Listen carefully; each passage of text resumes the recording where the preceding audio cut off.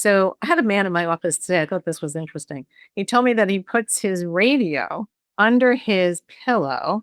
So when he gets up at night to go to the bathroom, he comes back and it helps him go back to sleep. So I said, "What is it you listen to?" He goes, "Sports."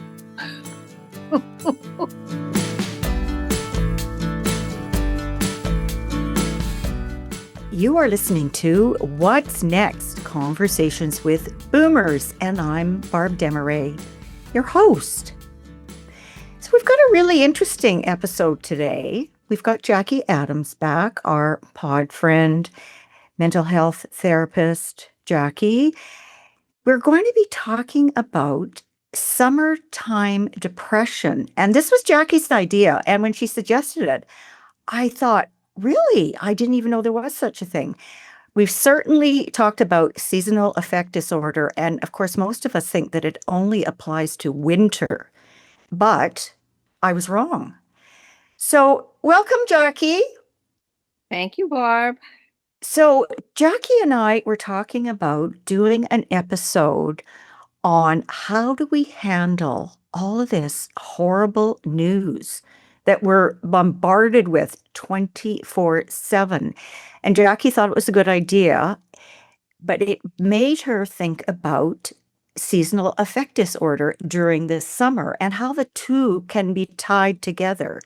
The news is really depressing. You're already depressed. So how do we handle this? So we're sort of going to mesh the two together or incorporate the news piece with the summer depression. Okay. So I won't welcome you again. Okay, Jackie, how is summer depression different than winter depression? Yeah, there are things that are very different and things that are very similar. First of all, seasonal affective disorder is seasonal affective disorder, which we understand, right? But we always look at it as a winter problem, right? People get the winter blues. People are sad in the winter. It's cold. It's dark. The days are long. It's gray. All the things that we associate with winter. And we incorporate that into what we associate with depression. Things like people stay in bed longer, people eat more, people just don't feel good about themselves, they isolate, and all the regular, what I would call symptoms of depression. Okay. Then what happens?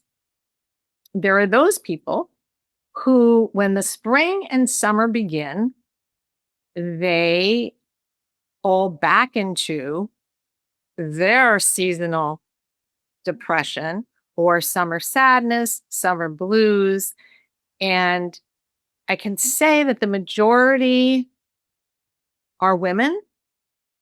However, to define that, it's pretty much the same winter and summer.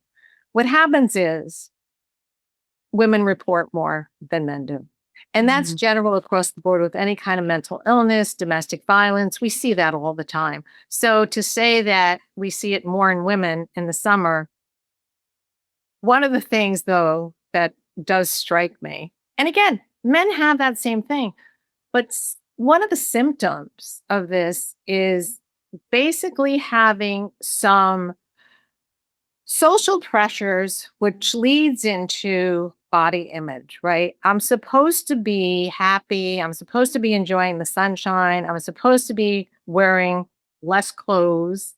All the what I think I should be doing because everyone else is doing it. And so body image becomes a big part of that. Again, especially for women. They don't want to put on a tank top. They don't like their suit. Correct. So that's one of the things. And it's true that becomes social, right? How do we socialize more in the summer? We're outside, we're wearing less clothes. So that's one of them. The other thing is during the summer, there is change in your sleep patterns most of the time, right? Because now that the days are longer, people tend to change their sleep schedules. So they're going to bed later, but they may be getting light time. And especially for you, Barb, think about it. It stays light up in BC for like ever in the winter. Because in the summer, excuse me. I Till remember, 10 at night. Yep. yeah, I remember being when I lived there, it was like almost midnight one night, and it was still like not completely dark. So, but you got used to that. When you live there, you're used to it. Yeah. In general, people are used to the summer coming around and the weather changing, and they might have change in their sleep patterns, and then which leads to a change in their normal schedule and the routines, right? So that's really what summer depression is about. Like those are symptoms, those are things that happen to everybody, right? And most of us adjust. And then there are those people who really can't adjust. So they change their schedules. They feel pressured to do the social events. They feel pressured to not go out in long pants and long sleeves. They feel, there's a lot of pressure that goes along with that. And if they don't join their friends or something, then they may even have kind of FOMO about not being there. So that all leads to being depressed. Um, the other thing that I was going to talk about was, how do we change it? And is some of it truly summer blues, summer sadness? Is it a deeper depression? And then that's when it's different. But people literally feel this as the spring comes and we move into the summer. And that's why seasonal affective disorder, it's when the seasons change. Hmm. So it's still there, whether you're winter or your summer. Well, we do things differently with the changing seasons. As you say, spring and summer, people are outside more. We're dressing differently. We have less clothes on. There's more socializing. And I have to say, it never occurred to me that this is something that people would feel depression over. I mean, okay, when you were talking about, wearing less clothes and, sleeveless things. I mean, I don't know about you, but I'm more conscious Yep. of myself. Oh, look at my arms, my bat wing, like, oh, and now they're all wrinkly and, oh, Yes. but I just, okay, nothing we can do about it is, I have to, we're not 25, so our bodies are not going to be the same. But that I guess there are people that I'm not even going out. I can't stand to look like this. Yes. And there are many. And then, their anxiety is heightened, they're restless. And even though, they want to be sleeping, they have trouble sleeping. And the difference, and that's one of the differences between winter and summer, right? The winter seasonal disorder, those people usually sleep more. Summer, you sleep less. Winter, you eat more. Summer, you eat less. Like those are the differences in some of the symptoms, right? So that's how you can tell.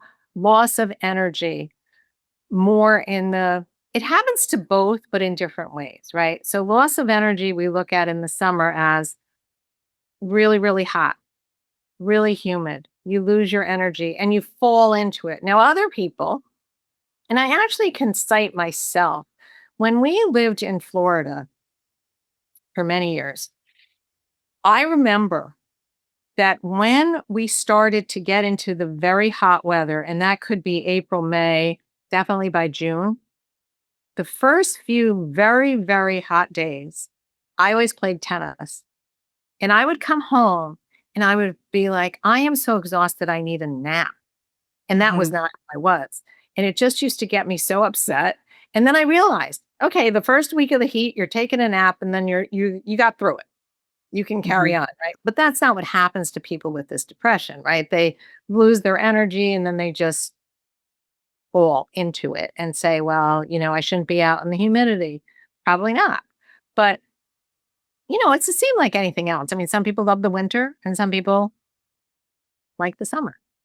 And some people don't like either and prefer spring and fall. So, it's just that feeling differently and then, falling into the isolation part of it where, just like in the winter, you're just not going to go out. Jackie, are I just thought of this now. Are people with seasonal affect disorder, are they more likely to be people that live alone, that don't have somebody to kind of vent with? No. Not necessarily. I mean, with any depression, right? You could be in a relationship, you could have kids at home, you could have, a partner at home. Thing is, it starts to affect them as well. But no, people who have depression, right? Mhm. And it's the same. It doesn't matter if you're alone. And in most cases, when you have depression, whichever way, you'd rather be alone, right? Because nobody's going to tell you get out of bed. You need to go see a therapist, go do this, go do that, whatever. So yeah, I don't think it matters whether you live alone or you live with somebody else. What about, is there a particular demographic that is more prone to summer depression? Yes. And I think this is interesting, but based on the symptoms I gave you, you're going to connect the dots. Young adult women between the Mm, ages of 20 and 30, mostly the 20s and the 30s, right? Why? I mean, think of what I told you happens: body yes. image, social interaction, not, again, those are like symptoms of depression where you're not good enough. You're not as good as the next guy. The expectations are high for you to be doing X, Y, and Z, and you're not because you don't want to be there. All the things. And then you're certainly not getting sleep. Then you're not eating because, again, you're depressed. It's just that, like I said, in the summer, it's different than in the winter, especially with the eating patterns, which I think is interesting. Social media must really fuel this. And that is bingo, another one. Yes. Yes. Because where do people always have like these expectations? They look on their whatever they're looking at, Facebook or whatever, and they're seeing, oh, all these people are doing all this stuff. And oh, and they're all having so much fun. And Mhm. no, I don't want to be there. If I go, I'm not going to feel good. All the things that depressed people tell themselves. I Do you find that there's more depression now since social media? I mean, certainly in that demographic, everybody is on it night and day and constantly comparing themselves. Do you find that that leads to more depression? I will say that depression and anxiety are so heightened. And yes, would I blame and look at social media? Absolutely. And if you remember during COVID and everybody was isolated, right? And people had social media, but guess what? They were using their social media really just to give out ideas like how to make sourdough bread, or this is how I set up a jungle gym in my house for my kids, or like that was what it was. It wasn't like, oh, Practical we're things. here and we're doing this and, we're having a blast. We're out with all our friends. So during COVID, things were pretty calm, I would say, on the social media front, Mhm. uh, comparatively. However, we also had COVID, and I still have clients that cite this. They're like, "Oh, I still wish we were in COVID. I was happy. I was home. I was doing what I wanted Really? to do." Oh, yeah. Oh my gosh, yeah. Wow. It's like I was home. I was with my kids. They were there. Nobody went anywhere. We just had fun, and I was like, "Oh, okay." Um, and so I know, is it shocking? It's just kind of shocking. But Yeah. those people who were so thrilled, of course, during COVID are introverts, right? They want to stay home. They want to have that pressure to have to go out. Everybody's going out. I don't want to go out. Yeah, Mhm. yeah, so that's, I know. So when we came out of COVID, depression and anxiety went through the roof. Everybody was medicated. I mean, I am telling you, people called out of the woodwork. I think I need medication. I think I need medication. And honestly, a- I remember there was like a statistic out of from a pharmacist, maybe something with pharmacy, about they were filling more prescriptions for anxiety than they had in years.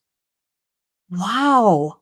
Mhm, mhm, Wow. Well, it was a big transition for all of us, mhm. depressed or not, Yep. going from, this 6 feet apart and being in your bubble and all of this to suddenly being, you felt vulnerable for one thing. Is this okay? Is this are we going to get something? But this is really interesting. But what about our demographic? Do they are do we? I mean, we use social media differently. We don't compare as much, although I'm sure there are people who Oh, do. mhm. Yeah, I'm sure they do, but I'm not so sure. Tell me if I'm wrong. That in the 20 and 30, so this is the Gen Zers, they kind of measure their worth against somebody that they see on social media or people that they see that they're accomplishing this, and this, and they've got a perfect body. I don't know if we do that so much, do we? I don't think so, but you know what? To my own surprise as a therapist, I have women, only women who've done this in my experience in my office, that use Facebook like I have never seen before. It's e Even today, I had somebody in my office, and she was just citing everything that went on Facebook between her family and what she said and what they said, and I was just like, "Wow." And then I have another woman that actually has been my client for about 3 or 4 years.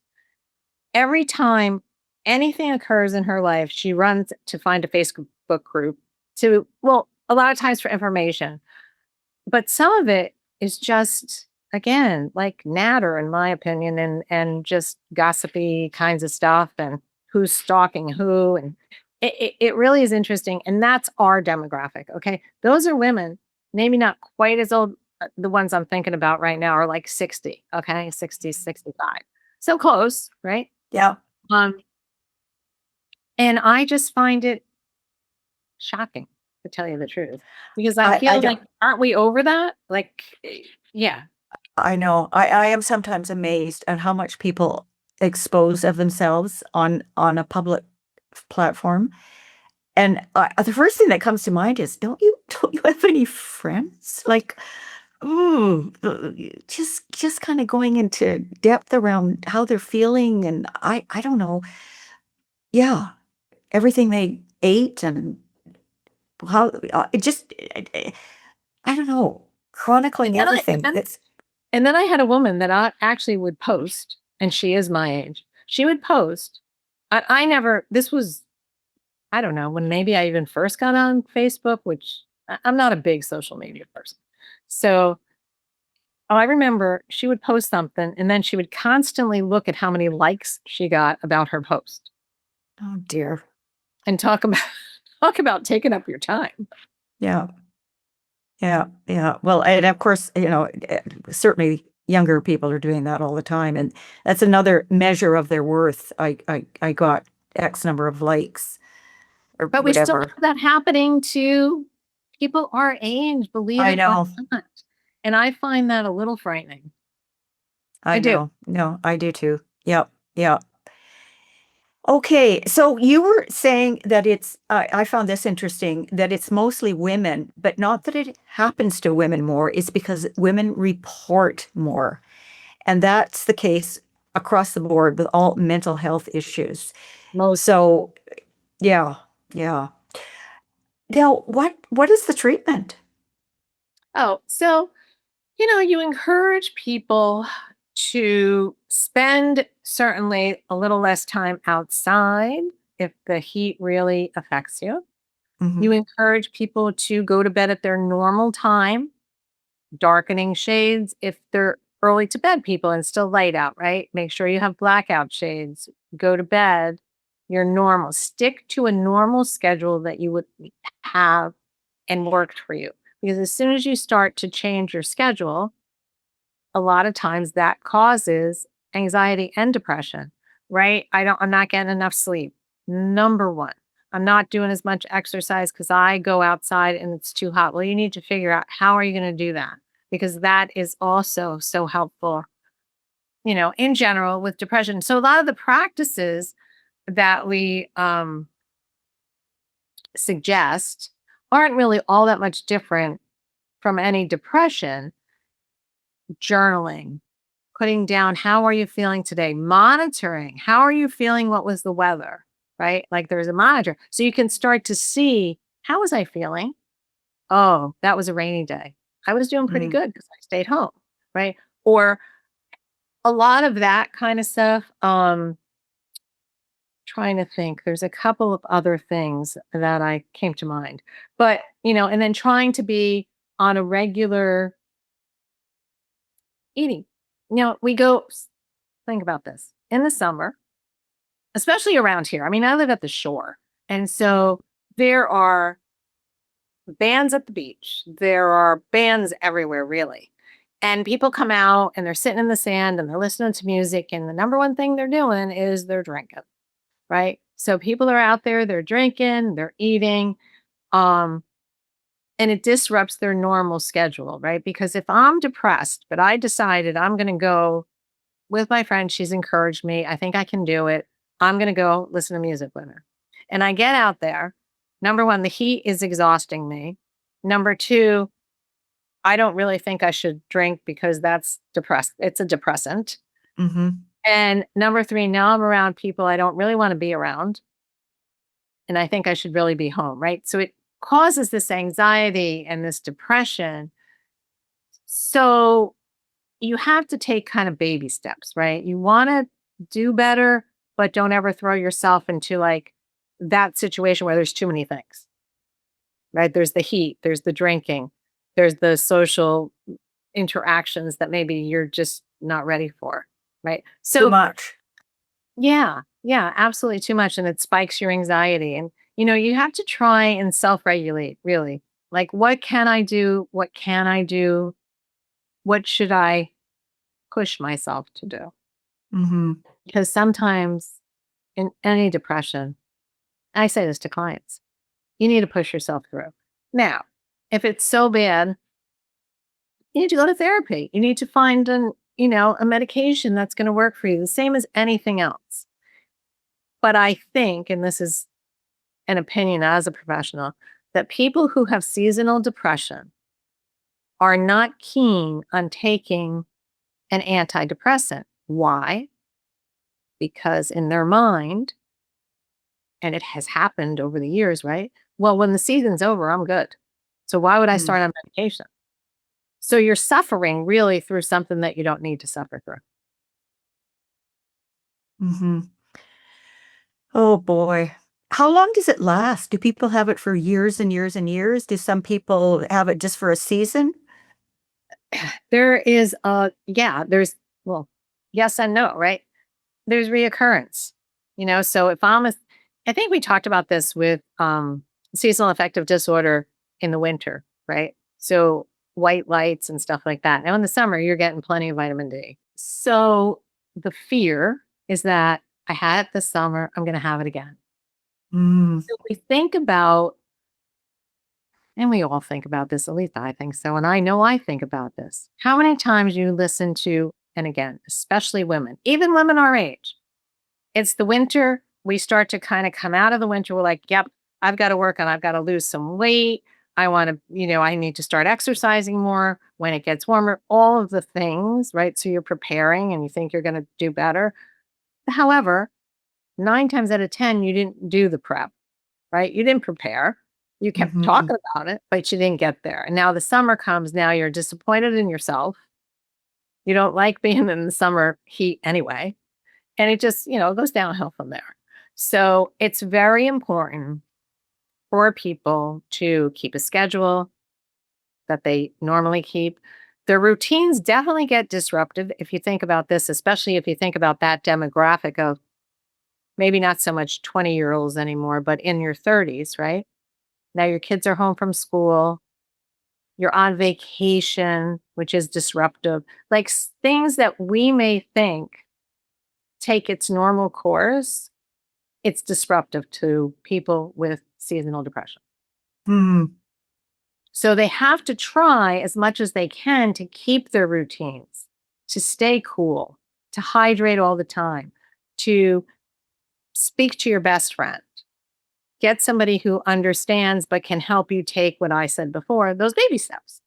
Okay, let's just go do this. Or maybe, yep, it's a hot sunny day, but let's go to the mall where there's air conditioning. mhm. Let's walk inside. Let's, you know, just different, but keeping within your own parameters and boundaries that are important to you. Do you ever suggest to people, maybe this isn't the climate for you? Maybe you need to move to Washington or Wisconsin or something. I don't think that's usually feasible, but I It mean, isn't I for a lot of people, struggled I know. living in Florida. I struggled so much. I cannot stand the heat. My daughter, who is way worse than I am, has never returned to Florida since the day she came to New York City to go to college. She came back one summer, and that one summer was enough for her. She's like, I can't do this anymore. And she never returned. And now she still, although lives in the Northeast, struggles when it's very, very hot. It's not her climate. I don't like extreme heat either. I just get so lethargic. I don't feel depressed, but Yeah. it just completely zaps my energy. We don't get that kind of heat here. Mm. Okay, let's move on to the news. How does that impact people that experience seasonal affect disorder, SAD? Um, we are, like I said in the beginning, we are bombarded, regardless of the current climate. We have had 24/7 news for a long time now.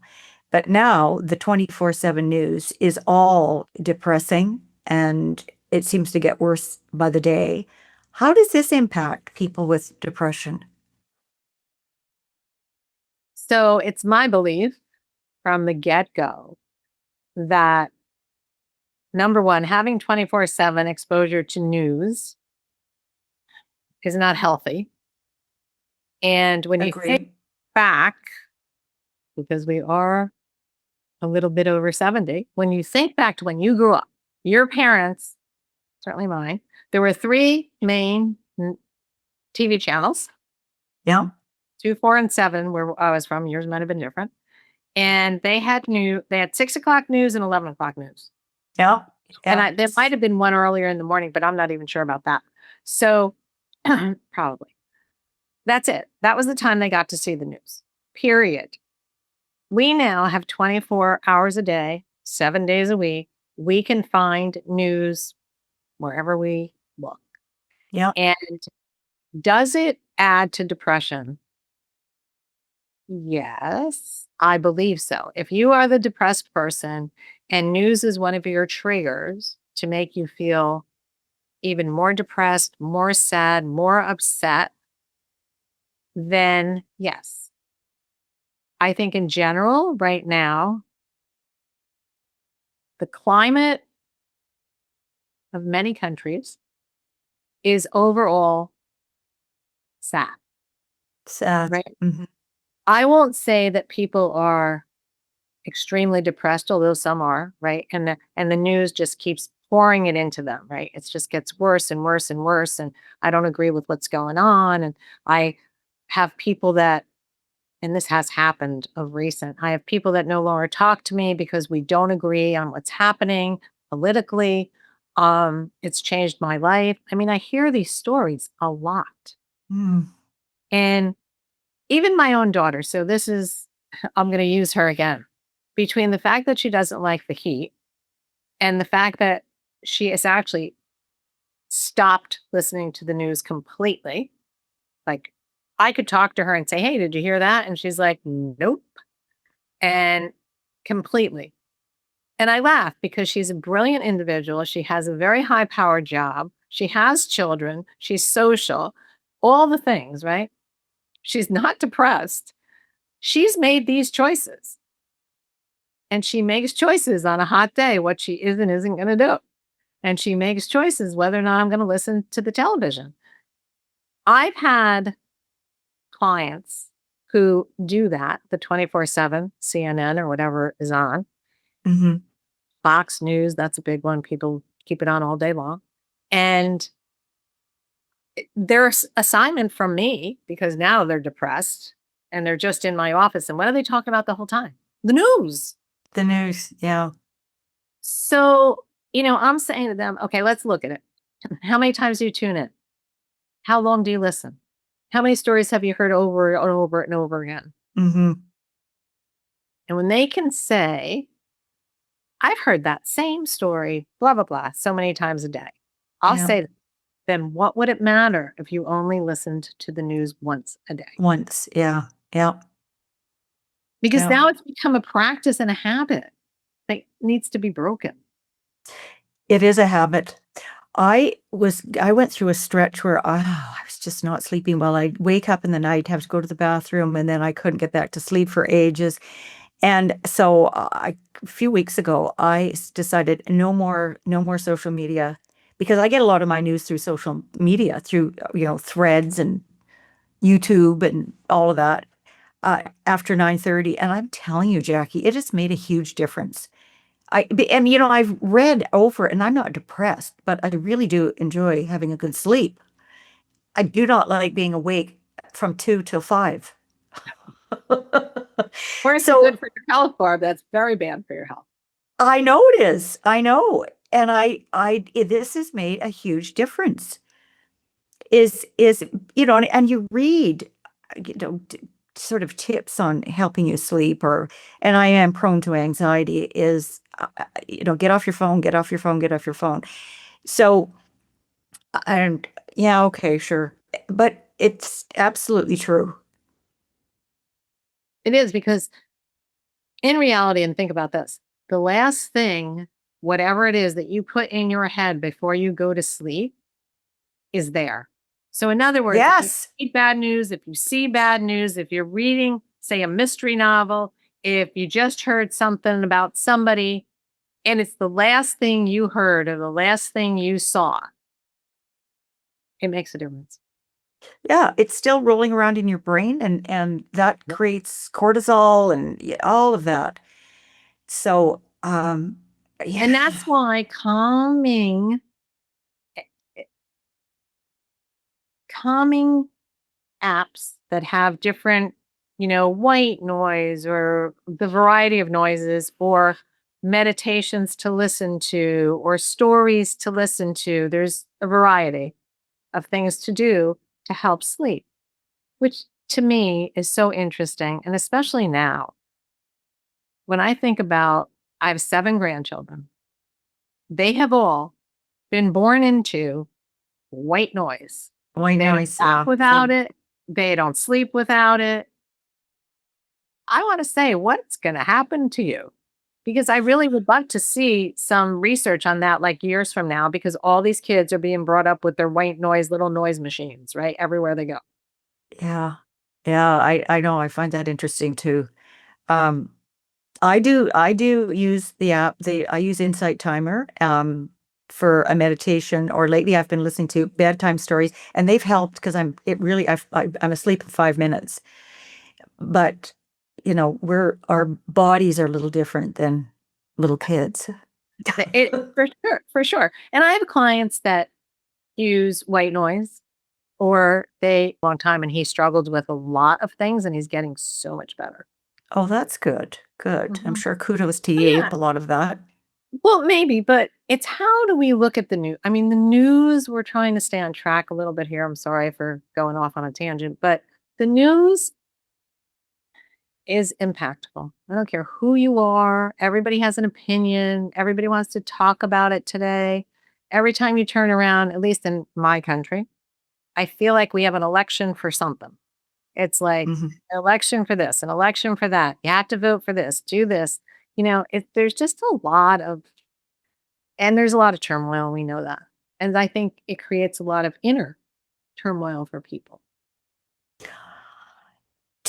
It creates inner turmoil for me, but I think I'm not an American. I'm a Canadian. I don't know what I'd be thinking if this cannot be happening. This is my country. This is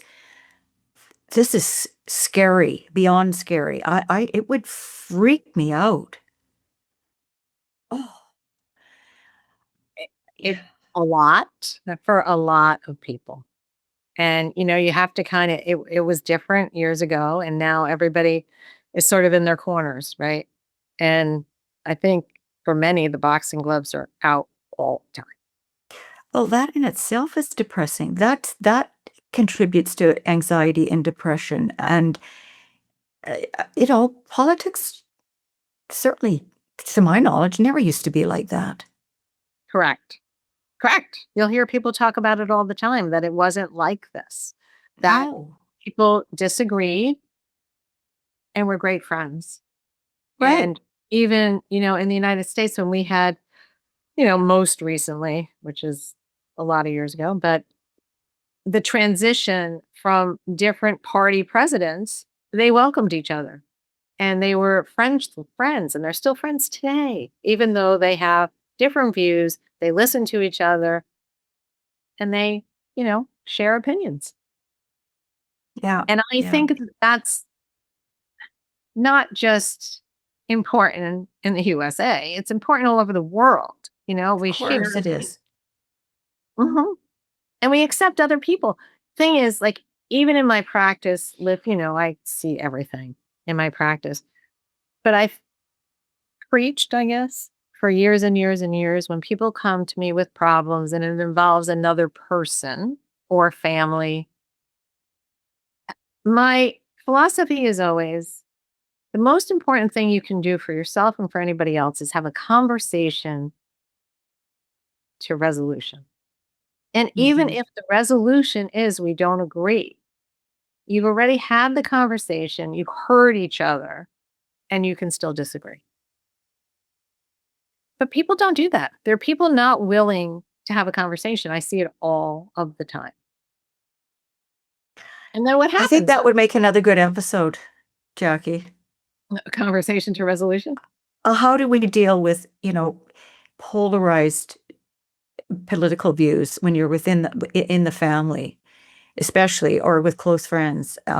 Yeah, because we're hearing it all. It doesn't happen here. Maybe it has, but certainly not to nobody that I know. But I do know that it happens in the States all the time. And this is awful. And it adds to depression, certainly. There's no doubt in my mind. But again, we're what we just talked about, Barb, like when the last thing you hear and you go to sleep, right? Or the last thing you read or saw. If you're listening to the news up until the time you try and close your eyes and sleep, you're impacted even more. And it can very much affect your sleep. Um, yeah. So news, depression, anxiety, it's all associated to each other. What happens in the world? What happens to us individually? What happened during COVID, right? We had people, and I just expressed that. The introverts were happy, the extroverts were crawling out of their skins because they Mhm. had to get outside or Feeling they too isolated. yeah, Yeah, yeah, and other people like the isolation. Yeah, yeah, yeah. yeah. And I haven't ever met an individual with seasonal affective disorder like it, right? They're not happy. They just don't know exactly what to do. So, like I said, there are solutions. And as for the news, it's called take in as little as you can. Take in what you think's important and throw out the rest. I think that's key. Yeah. I mean, as you said, we all grew up with news twice a day. It was the same with us. Yeah. 6 o'clock at night and 11 o'clock at night. And that was that. And then you heard it on the radio also, but it wasn't 24/7 either. And nobody complained, gosh, I haven't heard the news for an hour. What's happening? We didn't say that. How did I miss that? Yeah, yeah. Okay. What else have we got here? Is there anything you'd like to add that is relevant to this conversation? I just want to say that, although we picked out individual symptoms for seasonal depression, which, is a little different in the winter than the summer. But depression in general encompasses a lot of those symptoms altogether, right? The anxiety, we either look at weight loss or weight gain. We look at, um, I'm sorry, Eating patterns? we look at that. We look at sleeping. Are we sleeping? Are we not sleeping? So we'll call it a depressive disorder, not seasonal, right? They're very similar with symptoms.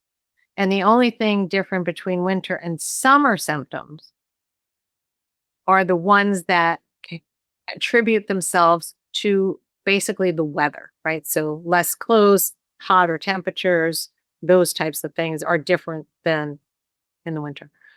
But all in all, it's still depression, although with seasonal affective, either summer or winter, there is an end. When the season changes, usually you're okay until the season comes around again. So I think, and again, the news affects everyone and we all are impacted differently. Yeah. And it's who do you have to talk to and how do you release what you're thinking and who's listening to your opinion and do you feel like you're being heard? Do you have an ally? Do you have support? Yeah. Yeah. That's important. And, that goes back to the episode we did on friendship, right? Yes. When Yes. we have a close circle of friends, there are always people to reach out to. They know your history, they know you, they're there for you, and it's really important that we nurture and cultivate those friendships. Um, yeah, because everybody has ups and downs. Maybe not to clinical depression, but difficult times. So this has been great, really, so informative. Thank you. Thank Thank you you. always for having me on. And well, and a huge thank you to you for being willing to come on. You're a huge asset to us, really and truly. Yeah. So we will have you on again for sure. And yeah, I guess you're gearing up for the heat in New Jersey. Yeah, we've had an unusual season to tell you the truth. It started, we had, was it 2 weeks ago, like 100-degree weather for Oh several my days, gosh. Oh my unbearable. gosh. And then it dropped right back down to 50s. Then it rained this entire past weekend and it was cold. And now we're getting more seasonal as far as like spring weather. It's not summer yet. It's like 70s and it's going to be chilly over the weekend. I just saw the news. And then apparently it's going to rain a whole bunch again. So we've had a lot of rain as well. Hmm. Yeah, yeah, we've had really up and down weather too. Really, like really warm, like summer, and then raining and cold and bizarre. Okay, before I we sign off, how can people reach you? Let's remind them again. They can reach me through my email. And my email is Jackie L. Adams counseling at Gmail. And that is an email address.